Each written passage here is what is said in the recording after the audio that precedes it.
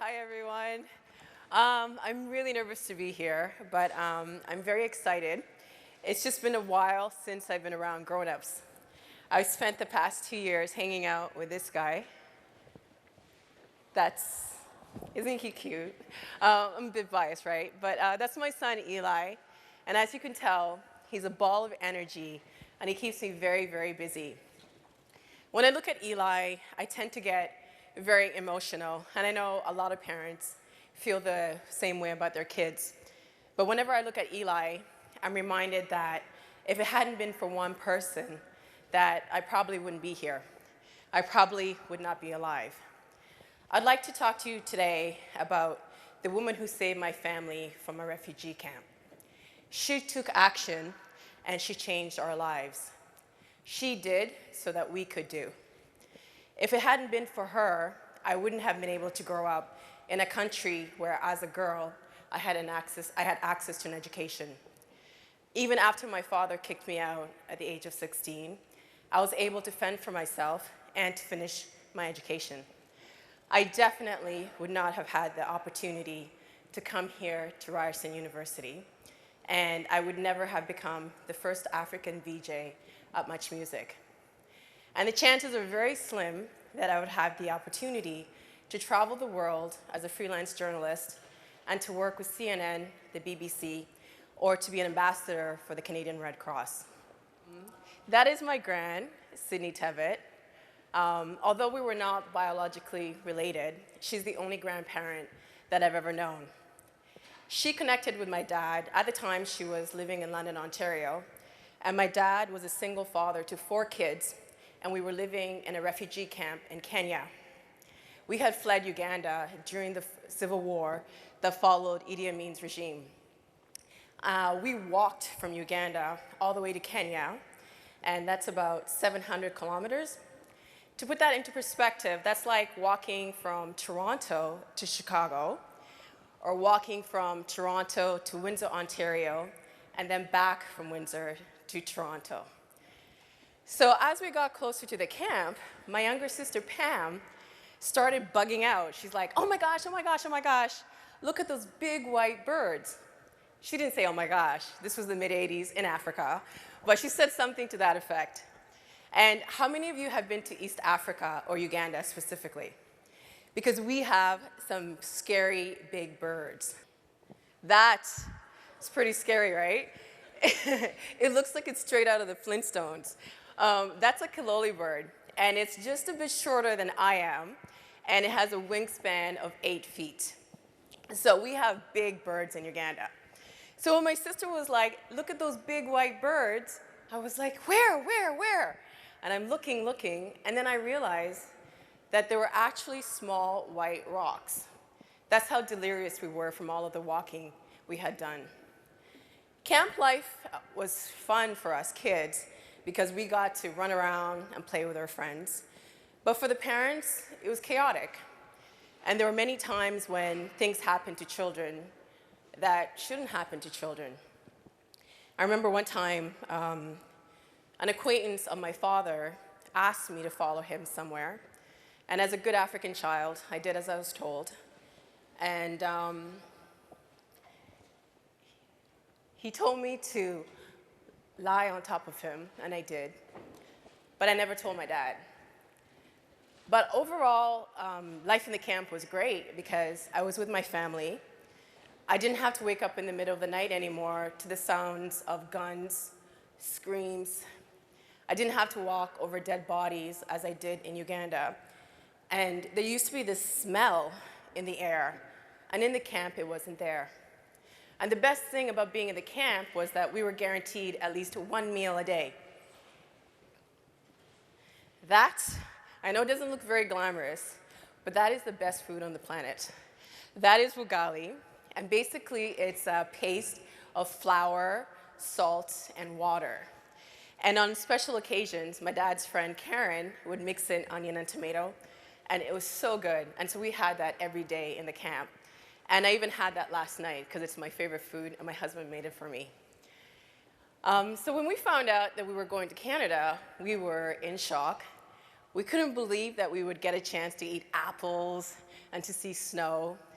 And our uncles told us that money grew on trees, a lie that we soon discovered. And so when we got on the plane, we could not believe that all of the food was for us, like all of the in-flight meals were for us. And when we were in the camp, the years that we were in the camp, we never had ketchup.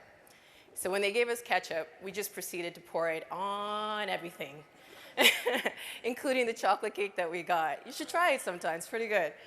But we were just like, we're gonna eat like this from now on. When we got off the plane, we saw a tall woman with gray hair, and she had round glasses. It was love at first sight. Immediately, Granny became our family, and we became hers. During the summer, she would take us strawberry picking, and in the winter, she would take us tobogganing. On the weekend, she would pick us up from our two-bedroom apartment, and she would take us to her house. She would make us sandwiches, lemonade, and we would play in the backyard with her dog, Peppy. I dreaded leaving Granny's house because the minute I stepped onto the sidewalk, life became noisy and unpredictable. Shortly after we moved to Canada, my dad began to drink uncontrollably. Physical and mental abuse followed. I would run to Granny for comfort, but at the time, I didn't realize that my dad also went to her and told her what he had done. My Granny never judged him. She listened to him and tried to help him. She knew what he had been through during the war. And as I've become older, I realized that my father was probably suffering from PTSD because he had never been violent towards us. It wasn't just our family that Granny helped. She helped Yusuf. Yusuf had lost the use of his leg during his country's war. She also helped Esther, and she helped Tom. Tom was in his mid-80s, and he lived in a nursing home. So Granny would visit him in the nursing home, and she would sit with him and read to him. And on the weekends, she would take him to her house for Sunday dinners. Granny died when I was 16. I remember watching Tom at her funeral. He was inconsolable. As I watched him, his body shaking with sobs, I realized that I had never seen a man cry before. I don't know why Granny did what she did for us. I imagine her sitting in the comfort of her home at her desk with papers spread out in front of her. I imagine her picking up my dad's letter, and in a split second, she connected to him, and she decided to help 5 strangers from a country she had probably never been to. There were no pictures, no touch, no scent, just words, the words that my father had written to her. We are all connected to one another, whether we see it or not. A glance, a touch, a conversation, or a simple hello has the power to change someone's day or even someone's life. We all hold that power. I'd like to leave you with a story about a man that I met a few years ago. He asked me for money, and I gave it to him. And after I gave him the money, he started to tell me a little bit about his life. He told me that he had been going through a really hard time. He lost his job, he lost his home, and shortly after that, his wife left him and took their kids with him. He said that he wanted to give me something, and I was like, no, not necessary. He reached out of his pocket and pulled out this. I don't know if you can see this. It's a smooth black rock. He said, I want you to have it. It's my most prized possession, and it has helped me get through some really dark moments in my life. And I feel that you need it more than I do. And at the time, I was like, come on, dude, it's a stone. What am I going to do with this? That was 6 years ago, and I've traveled with this stone to 4 different continents. At the time when I met this man, I was going through a really hard time. I was living in a new country, I wasn't working, and I didn't know what I wanted to do with my life. Somehow, the pain that I had hidden well from my family and from people who were really close to me, somehow this gentleman picked up on.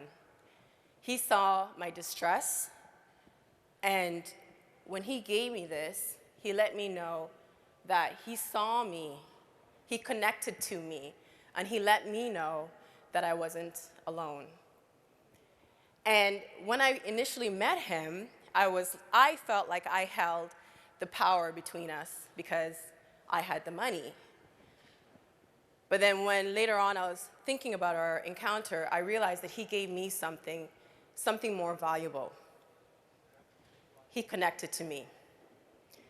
In an instant, we have the power to effect change and the power to change someone's life. We all have the power of one. Thank you.